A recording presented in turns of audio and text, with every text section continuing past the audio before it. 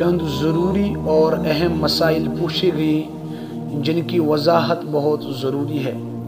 Number 1 مسئلہ یہ ہے کہ گرمیوں کے جو مہینے ہیں ان میں ہر جگہ مچھر ہوتے ہیں اور مساجد میں بھی مچھر ہوتے ہیں، پھر وہ وہاں نمازیوں کو بہت ستاتے رہتے ہیں۔ اب مسئلہ یہ ہے وہ جو وہاں مچھر ہوتے ہیں وہ نماز کے دوران بہت ستاتے ہیں، یہاں تک کہ نماز سے بالکل توجہ بھی ہٹ جاتی ہے، خشوع خضوع بھی نہیں رہتا۔ کیا ہم ان مچھروں کے لیے مچھر کش دوا جیسے آل آؤٹ وغیرہ استعمال مسجد میں کر سکتے ہیں یا نہیں؟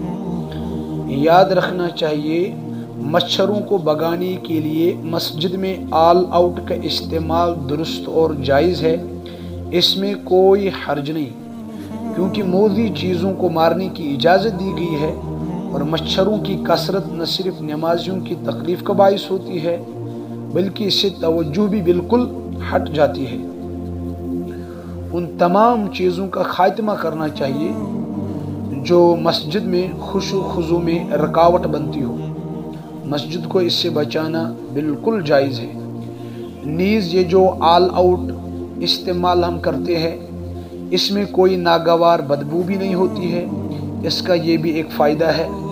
دوسرا فائدہ اس سے یہ ہے کہ مچھر اس سے جل کر نہیں مرتے ہیں، کیونکہ جلا کر مارنے کی سزا دینے سے رسول اللہ صلی اللہ علیہ وسلم نے منع فرمایا۔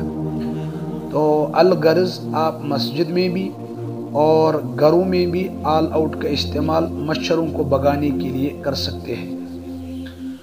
نمبر 2 جو مسئلہ پوچھا گیا، کیا مسجد میں نکاح کرنا درست ہے یا نہیں؟ یاد رکھنا چاہیے رسول اللہ صلی اللہ علیہ وسلم نے مسجدوں میں نکاح کرنے کی تلقین فرمائی۔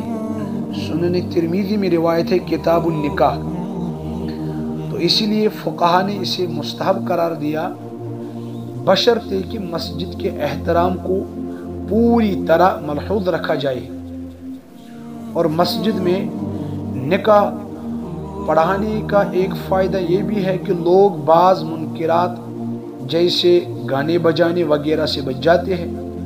مسجد میں ہوتے ہیں تو ضروری بات ہے، دھیان رہتا ہے لوگوں کو کہ اللہ کا گھر ہے، خالصتاً عبادت کے لیے، تو وہاں نہ گانا بجانا یہ بھی بند رہتا ہے، اور شور و غل یہ بھی بند رہتا ہے، فضول باتیں یہ بھی بند رہتی ہے۔ تو اس لیے بہتر اور افضل یہی ہے نکاح اعلانیہ کیا جائے، کیونکہ حلال کام ہے، تو اور مسجد میں نکاح پڑھا جائے، یہ مستحب عمل ہے اور بالکل درست ہے۔ اللہ تعالیٰ صحیح فہم اور سمجھ عطا فرمائے۔